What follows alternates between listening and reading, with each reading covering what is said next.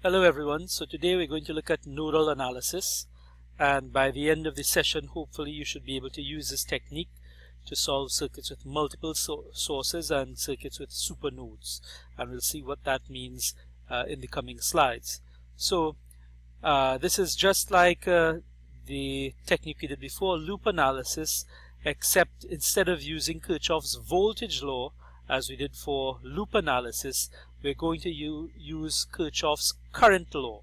And just like in loop analysis, where we looked at all the different loops in the system and we wrote an equation for each loop, here we're going to look at all the nodes in the system and we're going to write an equation for each node. And if just as a reminder, the current law states that the sum of currents entering a node is 0, and this is basically what we're going to use for the equation, for the technique. So at every node we're going to look at it independently and consider all the currents coming into that node and then sum them as 0. So what we'll do is first we'll look at each node, and if the node at that voltage is not known, we'll have to mark it with a variable, and then we're going to write the equation for that node. So let's look at this system to begin with. This is the same system we started with for the others. So we know the voltage here at this point is 0, which covers from here, from the bottom of the 10 to the bottom of the 12, and we know the voltage drop across the 10 is 10, so this is 10 volts here, and similarly across this voltage source is 12. So we know these voltage sources, the voltages at these nodes. We don't know what is the voltage at the midpoint here, so I'm going to label that Vm, and let's call this current I1, I2, I3. We will solve for these currents. So I need to find the voltage at this midpoint here using nodal analysis. So what I'm going to do is I'm going to consider, you see, all the currents coming into the node, and you might think this is counterintuitive because how could all the currents come into the node? Where do the currents go if all of them come in? Well, remember, some could have negative values, which mean that they will actually go in the opposite direction. So this is just a mathematical technique that we allow all of them to go into the node. It doesn't mean that the current magically disappears somewhere. And now I need to find what is the current for each one of these in terms of the nodal voltages. So here, for example, I could say this is the current here, I1. I could write it as 10 minus Vm on 5, because it is 10 volts minus Vm on 5. That is the current through that resistor. Similarly, for I2, it would be the voltage here minus here over 5 would give me the voltage going there. It is the from node minus the to node. So from 0 to Vm over 5 is the current this way. And for I3, it is from the 12 volts to Vm over 5. So these are my three currents. So if I sum them, they should be equal to 0, and then I could solve the equations. So here we'll see this is exactly what I have. 10 minus Vm on 5 plus 0 minus Vm on 5 plus 12 minus Vm on 5 is equal to 0. And then I could solve this for Vm. And if I do that, I get 7.33 volts. And then I could solve individually for I1, I2, and I3 because I have those equations. So 10 minus 7.33 on 5, which is 0.533.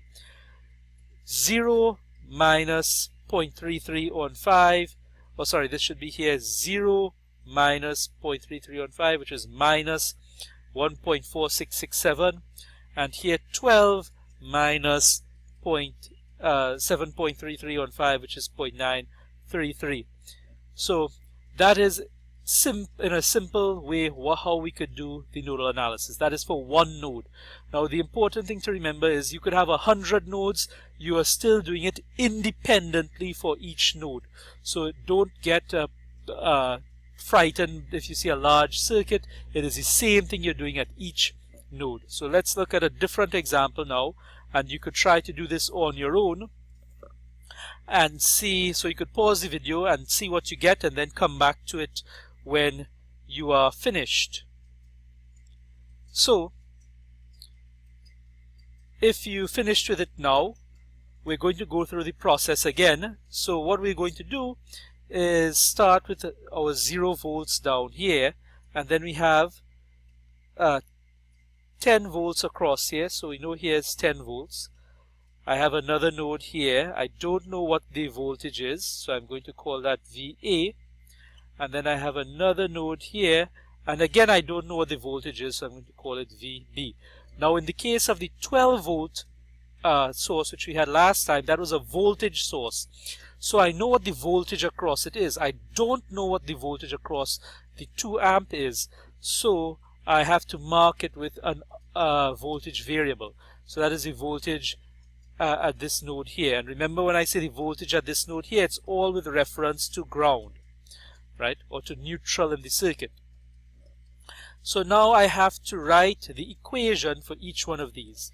So I'm going to write the equation for VA.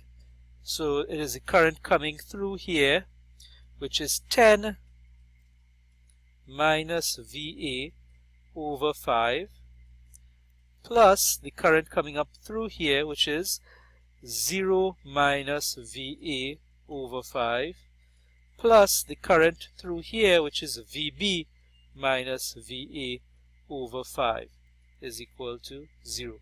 Alternatively, since I know 2 amps are coming through here, I could have said plus 2 is equal to 0, and it would still be correct. And then I have to write, so this is my VA node, and now my VB node, I have the current coming from VA, which is VA minus VB on 5, and the current coming through this 2 amp source, which is plus 2, is equal to 0. So now you'll see that if I substitute this VA minus VB here, I would actually get 2, because it will be VA minus VB is equal to negative 2. So when I substitute it, I would get the same thing as if I had just said the current coming into VA from VB is 2 amps directly. Good.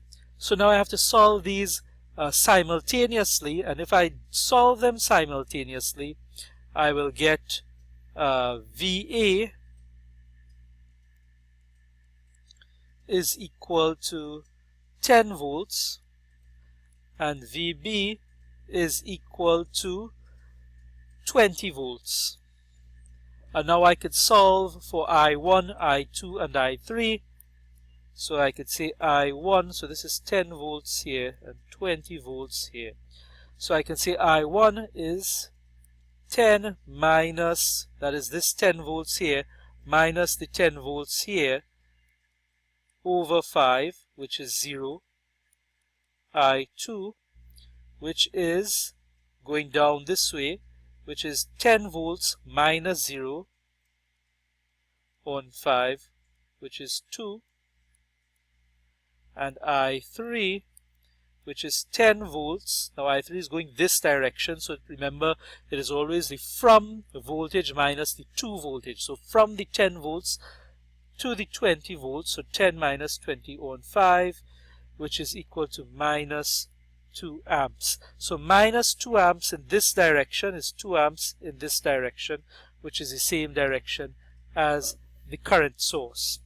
And if you check back with your previous results from the other methods, you should see that this is the same thing we got. Now, if we have a little more complicated circuits, and we're looking here at circuits not only with more resistors, but with other sources, and notice this source is not tied to ground. So this source here is actually between 2 nodes.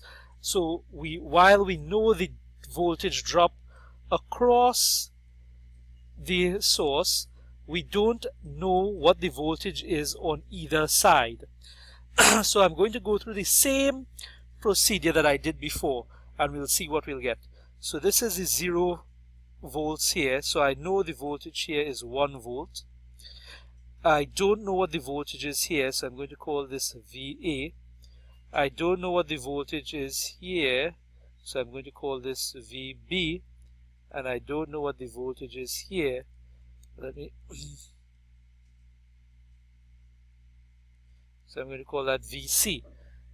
So I'm going to write equations now for all of those, and we'll see how VA and VC come together to what we call a supernode. Right? Just like we had a super loop in the loop analysis, we have a supernode here. So I'm going to write the equation for VA, and that will be 1 minus VA on 3 ohms. That is the current coming up through here. And then I have to get the current from the 3 volt into here. But I don't know what that current is, because I don't know what the current through a voltage source is. There's nothing to give me that information.